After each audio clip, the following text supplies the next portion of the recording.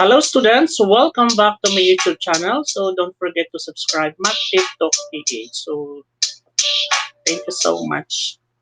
Okay, so with that, our quarter 3, week 9 objectives. So at the end of the lesson, you should be able to, number 1, recall the interior and exterior angles of a polygons. Number 2, identify the given and what is us in the problem. And number 3, solve problems involving angles inside of a polygon. So ito yung kailangan ninyong matutunan or ma-master this week. So all about problem solving. Okay, so with that, let's recall no sa objective natin, kailangan ma-recall nyo to, yung interior and exterior angles ng polygon, or specifically, the regular polygon. So we have the number of sides of the given regular polygon for the triangle, 3, square 4, or this is quadrilateral, pentagon 5, hexagon 6, heptagon 7, and octagon is 8. And n-gon, kapag marami na siya, you have to count the number of sides. Kaya represent natin as n. Now, you have to recall the sum of interior angles of the given regular polygon. We have the formula that is n minus 2 times 180, where n is the number of sides. So we need to say 3 minus 2, that is 1, times 180, meaning the sum of angles in a triangle, that is 180. For the square or quadrilateral, that is 360 degrees. Pentagon, we have 540. Hexagon, 720, 900 for heptagon, and 1084 octagon. Okay, so kapag marami ng side, you have to use the n minus 2 multiplied by 180. That's the formula. And how are you going to find the measure of each interior angle in the given regular polygon? So you have to recall the formula. We have n minus 2 times 180 over n. So n is the number of sides. So meaning to say, kung eto na yung sum of interior angles mo, you have to divide na lang by the number of sides of the given regular polygon. We have, so for the triangle, that is 60 degrees ang bawat isang interior angle niya. So for the square or quadrilateral, that is 90 degrees. For the pentagon, we have 108 degrees. Dinidivide lang siya. Yung 540 divide by 5, kaya 108 yon. Dito naman sa hexagon, so since the sum of the interior angles is 720, divide mo lang siya ng 6, kaya that is 120 degrees. Yun yung bawat isang angle doon sa loob ng isang hexagon. And for the heptagon, so meaning to say 900 divided by 7, that is 128.57 degrees. Kasama dapat yung decimal dyan. And for the octagon, we have 135 degrees. Okay, now, how are you going to find the sum of exterior angles of the given regular polygon natin? So, always remember, the sum of exterior angles of any convex polygon is always 360. So always you have to recall that. And for the measure of each exterior angle naman, you only have to divide. So since the sum of the exterior angles of the regular polygon, I mean the convex polygon is 360, simply divide by the number of sides. And for the triangle, meaning that is 120 degrees. Kaya 360 divide by 3, kaya 120. Yan yung sukat ng bawat isang exterior ng triangle mo. And for the square, or that is a quadrilateral, that is 90 degrees. For the pentagon, we have 72 degrees. Dinidivide lang siya, no? 360 divide by 5, kaya 72 yon. And for the hexagon, 360 divide by 6, kaya 30 degrees siya. For the heptagon, 360 divide by 7, kaya that is 51.43 degrees. And for the octagon, that is 45 degrees. So, kailangan balikan natin yung concept na ma-recall natin. Yung relationship ng interior angle mo tsaka exterior, they are supplementary. Kaya, pag inad mo yan, dalawang angles na yan, they are supplementary, meaning 180 yung sum nila. So, by that, we are going to apply the formula or the sum of the interior angles and also the exterior angle. So, solve problems involving the sides of polygons using the interior angle. Kaya dapat ma-recall natin yung properties nila.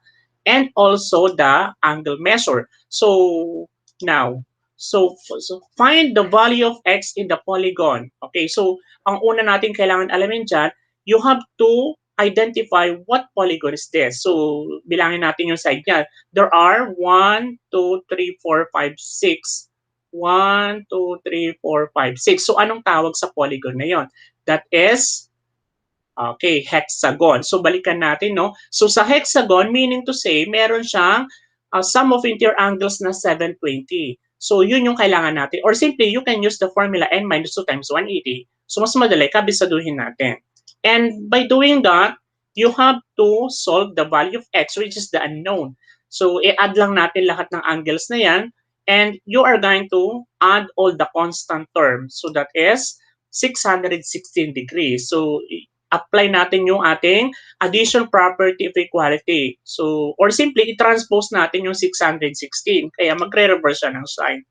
It will become 720 minus 616. Kaya ang ating value ng x or yung missing angle natin is 104 degrees.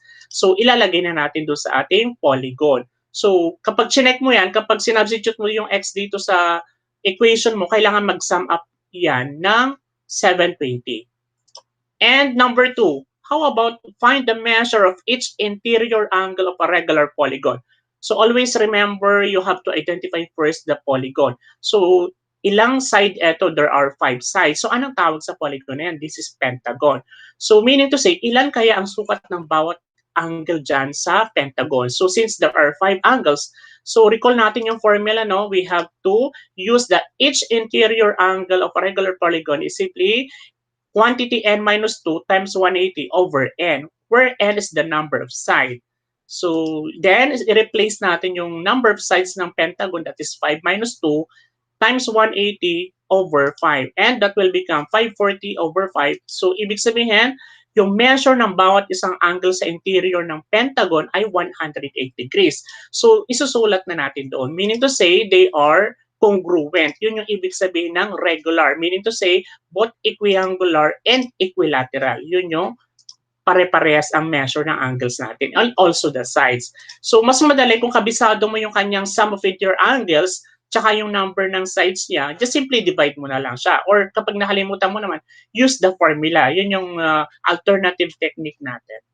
Okay, next for the number 3 example, find the measures of an interior angle of a regular polygon. So always remember, anong polygon ito? This is how many sides? So there are 8. So that is octagon. So then use the formula. Each interior angle is equal to quantity n minus 2 multiplied by 180 over n. Replace natin yung 8 natin dun sa n. Okay, so 8 minus 2, that is 6 times 180, that is 1080 over 8. And therefore, if you're going to divide, that is 135 degrees. Ibig sabihin, yan yung each interior angle natin doon sa loob ng isang octagon. Kaya ilalagay mo na siya doon. Meaning to say, they are all congruent. Okay, because this is a regular octagon. Or simply, kapag kabisado mo naman yung sum of interior angles ng octagon mo, just simply divide lang natin doon sa number of side niya, which is 8. Kapag nakalimutan mo naman, use the formula. Yun yung mga alternative way natin. Okay, next for the number 4 example natin. The measure of each interior angle of a regular polygon is 150 degrees. Find the number of sides of a polygon and identify its name. So, ito naman, no, hinahanap ang ating number ng side, tsaka yung pangalan niya. Given lang yung interior angle niya.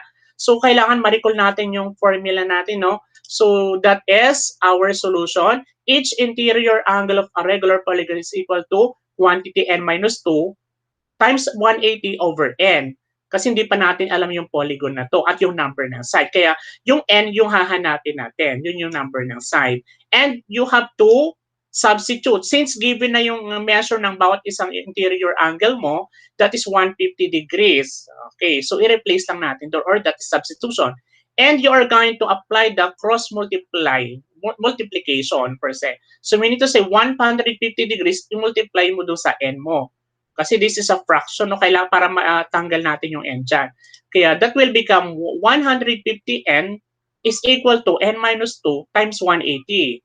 Okay, and then you are going to simplify first kasi meron tayong naka-parenthesis, no? I-distribute natin. Okay, remember in algebra, i-distribute natin yung n dun sa 180. Ganon din si negative 2 dun sa 180. That will become, ang equation ngayon natin ay 150n is equal to 180n minus 360. Saan nanggaling yung 360? Dinistribute po yung negative 2 or minus 2 times 180. Kaya naging 360 siya. Yung n times 180, that is 180n. Okay, so distributive property yon. And you are going to combining like terms. Ibig sabihin, di ba yung rule natin, lahat ng may variable magkakasama sa isang side. At yung constant nasa isang side lang din. So we have to use the addition property of equality. Or meaning, ita-transpose natin. Yun yung shortcut natin. And that will become 150n minus 180n is equal to negative 360. Remember, kapag nag-transpose ka, kasi nasa addition property, no, nagre-reverse ka ng sign. Meaning to say, nag-add ka ng additive inverse niya. And that will become 150 minus 180. Kaya ang difference nila is negative 30 and is equal to negative 360 degrees. And you are going to find the n. Meaning to say, i-divide natin both sides of the equation by negative 30 degrees. Kaya cancel na natin yan. And therefore, what is the quotient of negative 360 over negative 30 degrees? So that is 12. So, eto na ngayon yung value ng n natin. So, balikan natin sa problem. Kailangan magaling kayo mag-identify ng given. And then, kung n yung number ng sides ng polygon natin, ano ang tawag doon sa polygon na mayroong 12 sides? That is dodecagon. Kaya, dodecagon has 12 sides and 12 angles. Okay, next, for number 5 example, para ma-master natin. The measure of each interior angle of a regular polygon is 162 degrees. Find the number of sides of polygon and identify its name. So, ganun din yung process natin, yung kailangan ma-master natin yung formula. So, each interior angle is equal to quantity n minus 2 times 180 degrees over n. So, since wala pa tayong number ng sides, yun yung hahanapin natin, i-replace natin kasi given na yung interior angle mo, which is 162. Kaya that our equation is 162 degrees is equal to quantity n minus 2 times 180 over n. And you're going to cross-multiply para matanggal natin yung fraction na to or maging ano siya, no? That is 162n is equal to n minus 2 times 180. Always remember, you have to simplify this by simply distribute natin. And that will become 162 degrees n is equal to 180 degrees n minus 360 degrees. And always remember, you have to combining like terms, meaning to say, use the addition property of equality or simply i-transpose natin. Always remember, kapag nag-transpose ka, magre-reverse ng sign, di ba? Ang rule natin, lahat ng may x or may variable na sa isang side, ganun din yung constant term. Kaya ang equation natin ay 162 degrees n minus 180 degrees n is equal to negative 360 degrees. And you're going to subtract this. And the difference is negative 18 degrees n is equal to negative 360 degrees. Kaya i-divide mo siya, both side of the equation by negative 18 degrees para ma-cancel natin siya. And therefore, ano ngayon yung quotient ni negative 360 over negative 18? The value of n is 20. Ibig sabihin, ito yung number ng sides natin dun sa regular polygon. So, anong tawag naman dun sa polygon na mayroong 20 sides? So, that is icosagon. Tanda natin na icosagon has 20 sides and 20 angles. Okay. So, another example natin, you have to always remember the formula. How many sides does this regular polygon if the sum of the measure of interior angle is 3,780 degrees? Name the polygon. O, di ba? Kaya dapat kahit paikot-ikutin tayo, alam niyo yung formula kung paano i-apply or i-derive natin to find what is being unknown. Okay, so i-recall natin ulit, no, since ang given natin dito ay interior angle, di ba? So ano nga yung formula natin doon? You have to recall that n minus 2 times 180. Yun yung sum of the interior angles ng regular polygon. So, meaning to say, since given na yung sum of the interior angles, so na 3,780 degrees, you have to substitute. We have the equation n minus 2 times 180 is equal to 3,780. And you are going to simplify first dito, no, kasi you are going to distribute yung n times 180, ganun din yung negative 2 dun sa 180. Kaya ang equation natin would be 180 degrees n minus 360 is equal to 3,780 degrees. And you are going to combining like terms. So ililipat natin or you're going to transpose by using the addition property of equality. Kaya magiging equation natin ay 180 degrees n is equal to 3,780 degrees plus 360 degrees. So always remember, kailangan magkakasama yung mga similar terms natin. And you have to simplify what is the sum of 3,780 plus 360 degrees. Kaya that is 4,140 degrees. Kaya you can now divide both sides of the equation by 180 degrees para makancel natin siya. And ano ngayon yung quotient natin? That is n is equal to 23. Ibig sabihin yung n na to, yun yung number ng side natin doon sa regular polygon na kung saan meron siyang sum of interior angles na 3,780. Pero ang tanong, ano yung pangalan ng merong 23 sides sa polygon na yon? Ang tawag doon ay tricosagon. Tricosagon has 23 sides and 23 angles. Remember? So yung tri, this is 3. Okay, kaya cosagon 20, kaya 20 plus 3, 23. Yun yung paraan kung paano magpangalan ng polygon sa Greek word. And for number 7, solve for x and the measures of angle A, B, and C. Okay, so always remember, given natin ay interior angle. So you have to recall the sum of interior angles of a triangle is 180 degrees. So meaning to say, by that, you can now write your equation. Just simply add all the angles, angle A, B, and C is equal to 180 degrees. Then you are going to substitute. We have the 2x plus 3x plus 20 plus 12x minus 10 is equal to 180 degrees.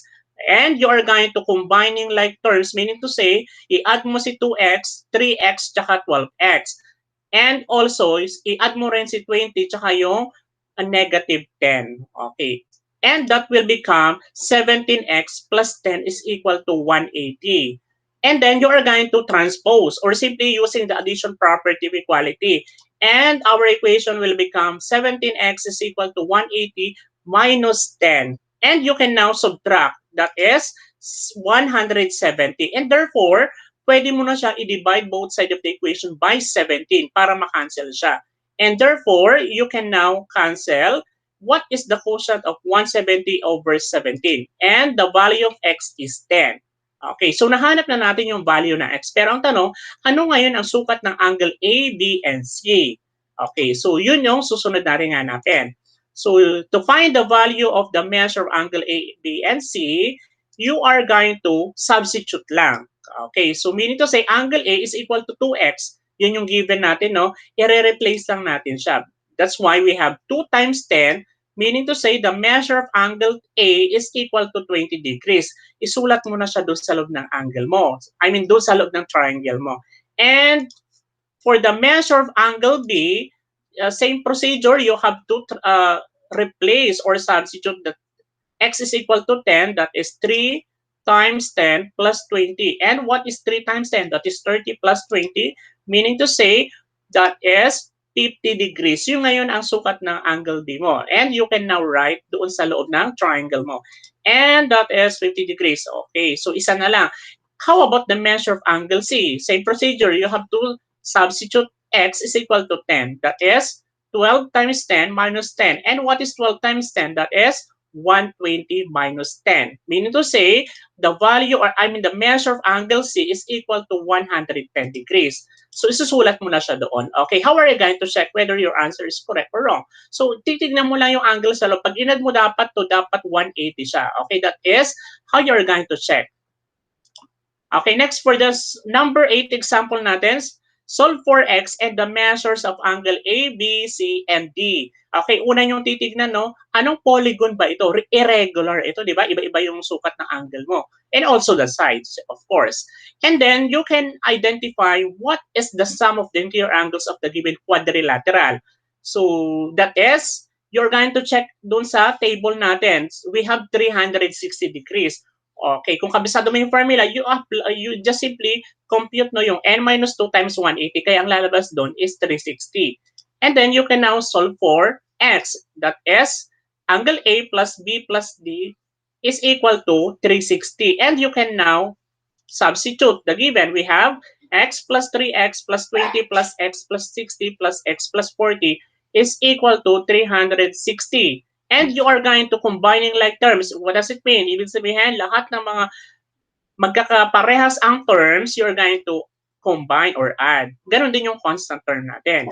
And that will become 6x plus 120 is equal to 360. Okay, so meaning to say, you are going to transpose the 120 on the other side of the equation, di ba? Ang rule natin, lahat ng x lang dapat nasa kabilang side. I mean, on the one side. And the other constant naman ay nasa isang right side. Kaya ita-transpose natin. That will become 6x is equal to 360 minus 120. And that will become 6x is equal to 240 degrees. Okay, from that, you can now divide both sides of the equation by 6. So, meaning to say, para makancel yung 6 natin, what is 240 divided by 6? And that is 40. Ito ngayon yung value ng x natin. Pero ang tanong, ano yung measure ng angle A, B, C, and D natin? Okay, so same procedure natin as you remember, no? So isa-substitute lang natin dun sa given na unknown angle dun sa given expression. We have to solve that angle A is equal to x. O, di ba? Kung x siya, yung value ng x natin 40, ibig sabihin niyan, angle A is 40 degrees. Kaya ilalagay mo na siya doon sa loob ng quadrilateral mo. Okay. And for angle B naman, 3x plus 20, i-replace lang din natin yung 40 dun sa x. Kaya magiging 3 times 40 plus 20. That will become 120 plus 20 and the sum of that is 140 degrees. Ibig sabihin, ang sukat ng angle B natin ay 140. Sulat mo na siya sa loob ng quadrilateral mo. And for the measure of angle C naman, same procedure, we're going to substitute. We have 40 plus 60 and the sum is 100 degrees. Ibig sabihin, yan yung sukat ng angle C natin. And for the last one, for angle D, just simply substitute. We have x plus 40. So since x natin ay 40, kaya add lang natin. 40 plus 40, meaning to say the measure of angle D is 80 degrees. Okay, so kaya sulat mo na siya doon. Okay, how are you going to check whether your answer is correct or wrong? Just simply add mo lang yung apat na angles yan. Kailangan mag-sum up yan ng 360 kasi yun ang sum ng interior angles sa isang quadrilateral. Okay, this is a trapezoid, no? Okay, next for number 9 natin, this is real life application. So, an architect wants to build a symmetrical roof. Each base angle measures 50 degrees with the horizontal. The question is, how many degrees will be the angle measure of the tip of the roof? So, kailangan magaling kayo mag-analyze and identify what is given and what is being asked. So, meaning to say, hahanapin natin yung angle ng tip of the roof. So, how are you going to do that? So, tignan natin yung statement to sa problem. What do you mean by symmetrical? Okay, ibig sabihin yung base angle daw nila ng roof ay symmetrical. Pag sinabing symmetrical, parehas. Diba? Reflexive. Same yung measure. Okay, kaya you are going to label that this is 50 degrees. Kung 50 to, 50 din siya. Kasi nga, yun yung ibig sabihin ng symmetrical. And this is isosceles triangle. Two angles are congruent. And also the side. Okay, and then you can now solve the tip of the angle. We have to write the equation x plus 50 plus 50 plus x equal to 180 degrees because in one triangle, the sum of the angles is always 180 degrees. Okay, take note of that. And add natin yung same term. We have 50 plus 50, 100 yon. Kaya ang equation natin ay x plus 100 is equal to 180 degrees. And you're going to apply the addition property of equality. Meaning to say, transpose natin yung 100. Kaya magiging 180 minus 100. The value of x now is 80 degrees. Ito na ngayon yung hinahanap doon sa problem na angle tip of the roof. Okay, so pag chinek natin yan, add mo lang yung 50, 50, tsaka yung 80. Kailangan mag-sum up yan ng 180 degrees. Okay, another problem number 10. So this is real life also, no? An architect wants to make an irregular hexagon-shaped sunglasses, okay, for fashion. So three angles of a hexagonal sunglasses measures 85 degrees, 115, and 160 degrees. The question is, what will be the measure of the other three angles if they are in the ratio of 2:3:4?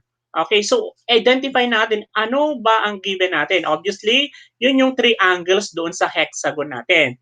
Okay, but di ba meron tayong 6 na angles sa hexagon. And yung tatlong angles natin na hahanapin dyan, yung ratio nila ay 2:3:4. So, paano natin malalaman to? Okay. So, ibig sabihin, ang kailangan natin dyan, yung sum of the interior angles ng isang hexagon. That is 720. And also the number of sides. Okay. So, meaning to say, to solve that, first step is get the sum of the three angles given. Yun yung 85 plus 115 plus 160 is equal to 360. Ibig sabihin yan, yun yung, kung 720 yung sum of the interior angles ng hexagon natin, ang sum ng tatlong angles na given, 360, meron tayong natitirang 360 pa. Ibig sabihin yan, subtract natin. So, 720 minus 360, yung natitirang angles natin ay 360. Ito ngayon, yung magiging sum ng nawawalang angle natin na ang ratio ng tatlong angles na yun ay 2:3:4. Okay, the question is, how are we going to find the three angles? So, okay, so our solution would be for the ratio of 2:3:4, let x represent the unknown. Okay, so our equation would be 2x plus 3x plus 4x is equal to 360. Kasi 360, yun yung sum ng tatlong angles na nawawala.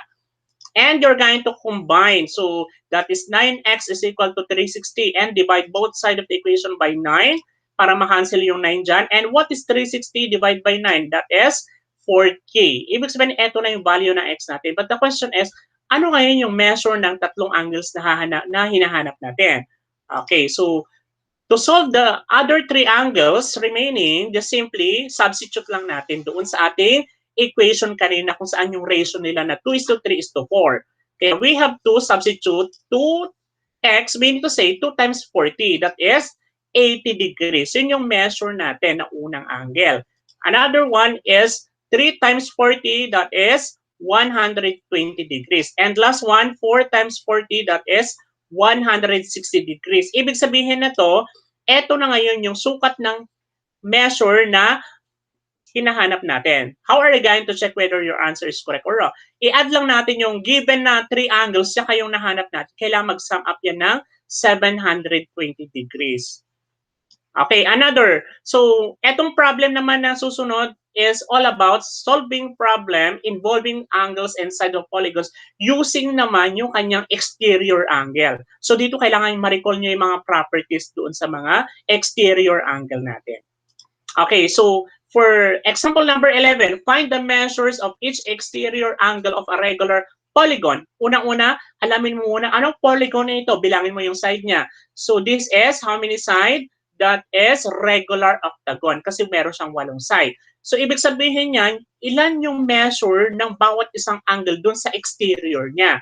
Okay, apply natin yung formula. That is, each exterior angle of a regular polygon, that is 360, divide by the number of sides. Okay, then, since ang regular octagon merong 8 sides, that is 360 divided by 8. Mean to say, each exterior angle of a regular octagon is 45 degrees. Ibig sabihin niyan, isusulat na natin doon. Pare-pare silang 45 degrees. Kasi nga, this is regular. Okay, so yan yung ating measure. And how about this problem number 12? How many sides does this regular polygon if each exterior angle measures 24 degrees? And name the polygon. Okay, so kung analyze natin, no? So, hahanapin natin dito yung number ng side, tapos, papangalanan natin. Pero ang given dito kasi, this is exterior. Okay, remember kung kanina interior yung given kasi we are talking about the exterior. So, kailangan ma-recall natin yung property or the formula. That is, apply natin yung each exterior angle is equal to 360 divided by n. So, since given yung exterior angle ng regular polygon mo, you have to substitute. That is, 24 degrees, yun yung kasi sukat ng bawat isa sa exterior, no? Is equal to 360 over n. Hahanapin natin yung n na yan, yung number ng side. And you're going to cross multiply. Kaya 24 times n, that is 24 degrees. N is equal to 360. And therefore, para matanggal natin yung 24 degrees kasi hinahanap natin yung n, you're going to divide both sides of the equation by 24 degrees. Kaya cancel natin yung 24 degrees. And what is 360 degrees over 24 degrees? And the value of n is 15. Okay, ito ngayon yung number ng sides natin dun sa regular polygon na to. Pero ang tanong, anong tawag doon sa polygon na mayroong 15 sides?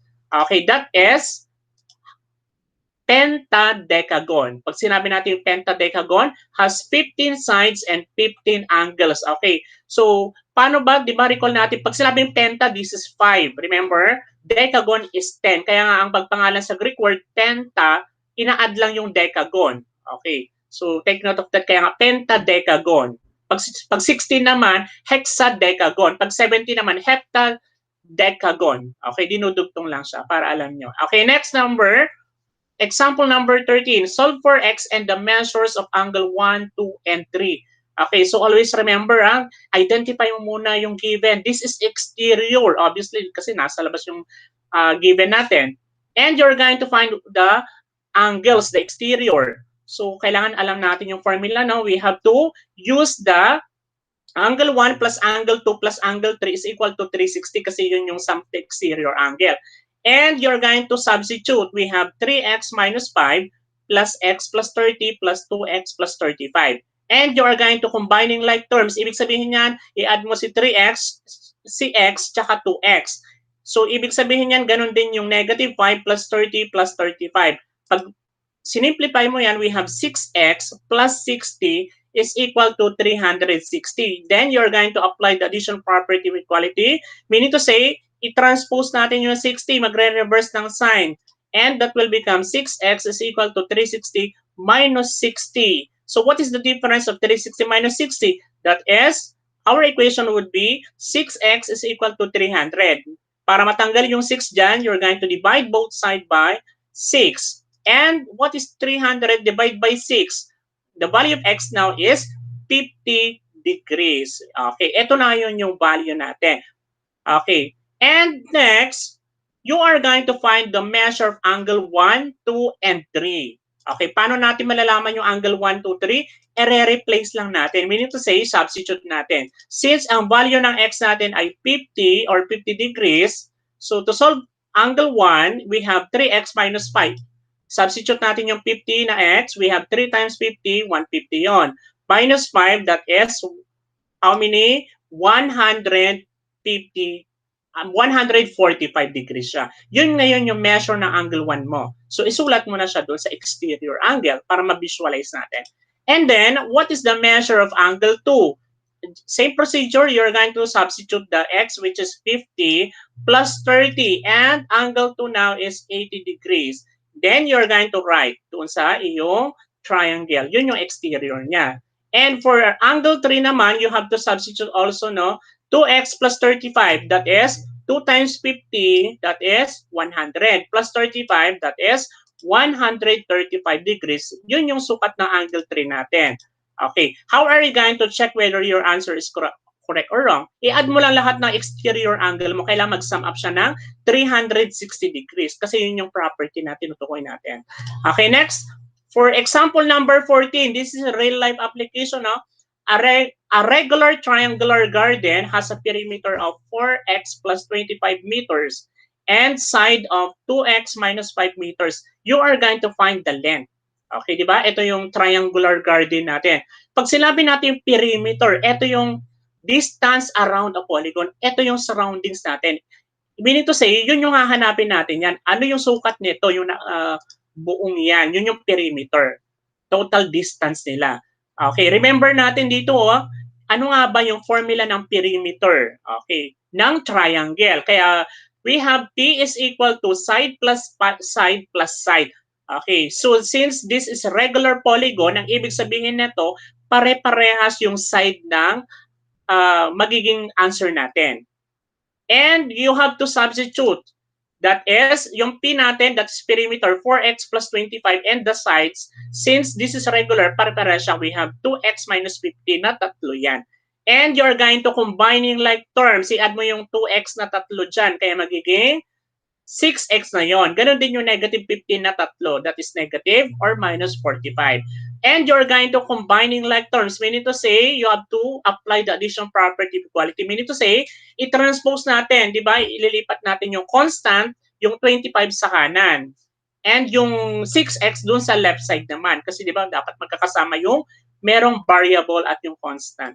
And that will become 4x minus 6x is equal to negative 45 minus 25. And what is the sum of this? We have negative 2x is equal to negative 70. Okay, so how are we going to remove the negative 2? Yun yung coefficient natin. Simply divide both side by negative 2 para makancel natin yan, para matira si x. And what is negative 70 divided by negative 2?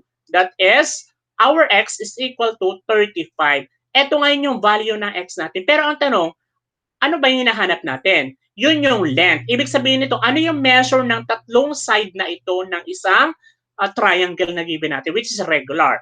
Okay, so isubstitute lang natin dito. So since 2x minus 15 yan, yung x natin, isa-substitute lang natin. That is, length is equal to 2 times 35, 70 yon. Minus 15, meaning to say, the length is 55 meters. Kaya ito ngayon yung iyong length ng regular triangle natin, 55 meter. Kaya pare-pareha siya. Okay. Next problem natin, ayan. So, ibig sabihin niyan, ang perimeter nito is 165 pag inad ko yung tatlong side na yan. Okay, next natin, for the last example, number 15, a rectangular swimming pool has a perimeter of 64 meters. Find the dimension of the pool if it has 4x minus 1 meter long and 2x plus 3 meters wide. So, analyze natin yung problem, no? So, pag sinabi natin find the dimension, ano ba yung hinahanap natin sa dimension? Yun yung length tsaka width ng swimming pool, di ba? So, remember, ano yung perimeter ulit? Pag sabi perimeter, yung distance around the rectangular swimming pool. Kung meron siyang length tsaka yung width. Okay, so since given yung 64 meters, yun yung perimeter na. So, ibig sabihin, ito yung hahanapin natin, yung length tsaka width.